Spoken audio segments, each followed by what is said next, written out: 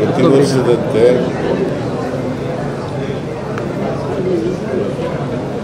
ಫಲಪುಷ್ಪ ಪ್ರದರ್ಶನ ಗಣರಾಜ್ಯೋತ್ಸವದ ಅಂಗವಾಗಿ ಫಲಪುಷ್ಪ ಪ್ರದರ್ಶನವನ್ನು ತೋಟಗಾರಿಕೆ ಇಲಾಖೆಯವರು ಏರ್ಪಾಡು ಮಾಡಿದ್ದರು. ನಾನು ಮತ್ತು ಉಪಮುಖ್ಯಮಂತ್ರಿ ಡಿ ಕೆ ಶಿವಕುಮಾರ್ ಅವರು ಅದನ್ನು ಉದ್ಘಾಟನೆ ಮಾಡಿದ್ದೀವಿ. ಈ ಸಾರಿಯ ವಿಶೇಷ ಏನಪ್ಪ ಅಂತಂದರೆ ಬಸವ ಶರಣರ ವಚನ ಸಾಹಿತ್ಯದ ಆಧಾರದ ಮೇಲೆ ಈ ಒಂದು ಫಲಪುಷ್ಪ ಪ್ರದರ್ಶನವನ್ನು ಏರ್ಪಾಡು ಮಾಡಿದ್ದಾರೆ. ಬಸವಾದಿ ಶರಣರು ನಿಮಗೆಲ್ಲ ಗೊತ್ತಿದೆ, 12ನೇ ಶತಮಾನದಲ್ಲಿ ಸಮಾಜದಲ್ಲಿ ಬದಲಾವಣೆಯನ್ನು ತರಲಿಕ್ಕೋಸ್ಕರ ಸಮಾನತೆಯ ಸಮಾಜವನ್ನು ನಿರ್ಮಾಣ ಮಾಡಲಿಕ್ಕೋಸ್ಕರ ಜಾತಿ ರಹಿತವಾದಂಥ ವರ್ಗರಹಿತವಾದಂಥ ಮೂಢನಂಬಿಕೆಗಳು ಮತ್ತು ಕಂದಾಚಾರದಿಂದ ಮುಕ್ತವಾದಂಥ ಸಮಾಜವನ್ನು ನಿರ್ಮಾಣ ಮಾಡಬೇಕು ಅಂತೇಳಿ ಬಸವಾದಿ ಶರಣರು ಒಂದು ಹೋರಾಟವನ್ನು ಮಾಡಿದರು. ಆ ಹೋರಾಟವನ್ನು ಜನರಿಗೆ ಪರಿಚಯಿಸ್ತಕ್ಕಂಥ ಹೇಳ್ತಕ್ಕಂಥ ಪ್ರಯತ್ನವನ್ನು ಈ ವರ್ಷ ಈ ಫಲಪುಷ್ಪ ಪ್ರದರ್ಶನದಲ್ಲಿ ಏರ್ಪಾಡು ಮಾಡಿದ್ದಾರೆ. ಸುಮಾರು 30 ಲಕ್ಷ ಸುಮಾರು 70 ತರಹದ ಹೂಗಳನ್ನು ಪ್ರದರ್ಶನ ಮಾಡಿದ್ದಾರೆ. ಅದರ ಮೂಲಕ ಬಸವಣ್ಣವರ 12ನೇ ಶತಮಾನದ ಬಸವಾದಿ ಶರಣರ ಎಲ್ಲ ವಿಚಾರಗಳನ್ನು ಜನರಿಗೆ ತಿಳಿಸ್ತಕ್ಕಂಥ ಬಸವಾದಿ ಶರಣರ ಸಂದೇಶಗಳನ್ನು ತಿಳಿಸ್ತಕ್ಕಂಥ ಪ್ರಯತ್ನವನ್ನು ಮಾಡಿದ್ದಾರೆ. ಇವತ್ತು ನಾನು ಡಿ ಕೆ ಶಿವಕುಮಾರ್ ಅವರು, ಮಲ್ಲಿಕಾರ್ಜುನ ಅವರು, ರಾಮಲಿಂಗ ರೆಡ್ಡಿ ಅವರು ನಾವೆಲ್ಲರೂ ಕೂಡ ಕಾರ್ಯಕ್ರಮದಲ್ಲಿ ಭಾಗವಹಿಸಿ ಇದನ್ನು ಅತ್ಯಂತ ಸಂತೋಷದಿಂದ ಉದ್ಘಾಟನೆ ಮಾಡಿದ್ದೀವಿ. ಇದು ಇವತ್ತಿನಿಂದ 28ನೇ ತಾರೀಕಿನವರೆಗೂ ಕೂಡ 18ನೇ ತಾರೀಕಿನಿಂದ ಇವತ್ತಿನಿಂದ 28ರವರೆಗೂ ಕೂಡ ನಡೀತದೆ.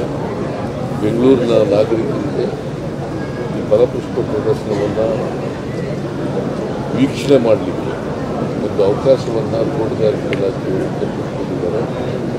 ಇದರ ಸದುಪಯೋಗವನ್ನು ಬೆಂಗಳೂರಿನ ನಾಗರಿಕರು ಉಪಯೋಗಿಸಬೇಕು ಅಂತೇಳಿ ಅವರಿಗೆ ಮನವಿಯನ್ನು ಮಾಡಿದ್ದಾರೆ. ಮತ್ತು ಈ ತೋಟಗಾರಿಕೆ ಇಲಾಖೆಯವರು ಯಾವ್ಯಾವ ಹೂಗಳನ್ನು ಬೆಳೀತಾರೆ, ಯಾವ್ಯಾವ ಫಲ ಬೆಳೀತಾರೆ, ಯಾಕಂದರೆ ಇದು ಫಲಪುಷ್ಪ ಪ್ರದರ್ಶನ ಬರೀ ಸಂತೋಷಕ್ಕೋಸ್ಕರ ಖುಷಿಗೋಸ್ಕರ ಮಾಡ್ತಕ್ಕಂಥದ್ದಲ್ಲ. ತೋಟಗಾರಿಕೆ ಇಲಾಖೆಯಲ್ಲಿ ಏನೆಲ್ಲ ಬೆಳವಣಿಗೆ ಆಗಿದೆ, ಅದು ಫಲಪುಷ್ಪ ಪ್ರದರ್ಶನಗಳು ಏನೇನು ಬೆಳವಣಿಗೆಗಳಾಗಿವೆ ಅದನ್ನು ಜನರಿಗೆ ಪರಿಚಯಿಸ್ತಕ್ಕಂಥ ಕಾರ್ಯಕ್ರಮ. ಆ ಕಾರ್ಯಕ್ರಮ ಇವತ್ತು ಮಾಡಿದ್ದಾರೆ. ಪ್ರತಿ ವರ್ಷವೂ ಕೂಡ ಮಾಡ್ತಾರೆ, ಈ ವರ್ಷವೂ ಕೂಡ ಮಾಡ್ತಾ ಇದ್ದಾರೆ. ತೋಟಗಾರಿಕೆ ಇಲಾಖೆಯವರಿಗೆ ನಾನು ಧನ್ಯವಾದಗಳನ್ನು ಸಂದರ್ಭದಲ್ಲಿ ಕಾಕತಾಳೀಯ ಎಂಬಂತೆ ಇವತ್ತೇ ನಮ್ಮ ಕ್ಯಾಬಿನೆಟ್ ಮೀಟಿಂಗ್. ಇವತ್ತು ಕ್ಯಾಬಿನೆಟ್ನಲ್ಲಿ ನನಗೆ ಬಹಳ ಜನ ಸ್ವಾಮೀಜಿಗಳು ಮತ್ತು ಬಸವ ಸಮಿತಿಯವರು ಎಲ್ಲರೂ ಕೂಡ ಬಂದು ಭೇಟಿ ಮಾಡಿದ್ರು. ಬಸವಣ್ಣನವರಿಗೆ ಬಿರುದು, ಅವರಿಗೆ ಒಂದು ಈ ಸಾಂಸ್ಕೃತಿಕ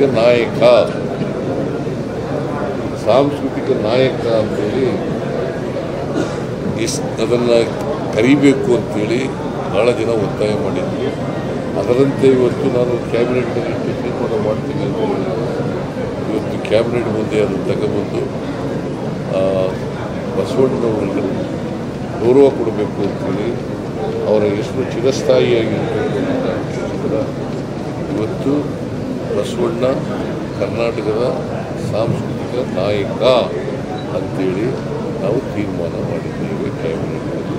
ನಮ್ಮ ಸರ್ಕಾರ ಅದಕ್ಕೆ ಒಪ್ಪಿಗೆಯನ್ನು ಕೊಟ್ಟಿದೆ. ಇನ್ನು ಮುಂದೆ ಇವತ್ತಿನಿಂದ ಬಸವಣ್ಣನವರು ಕರ್ನಾಟಕದ ಸಾಂಸ್ಕೃತಿಕ ನಾಯಕರು.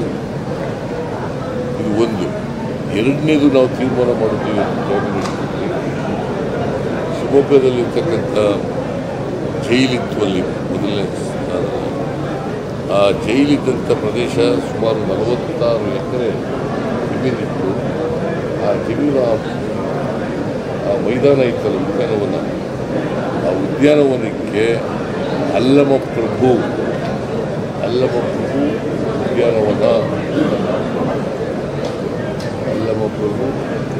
ಉದ್ಯಾನವನ ನಾಮಕರಣ ಮಾಡಿದ್ವಿ. ನಿಮಗೆಲ್ಲ ಗೊತ್ತಿದೆ, ಅಲ್ಲಮಪ್ರಭು ಕೂಡ ಶಿವಮೊಗ್ಗ ಶಿಕಾರಿಪುರದವರು,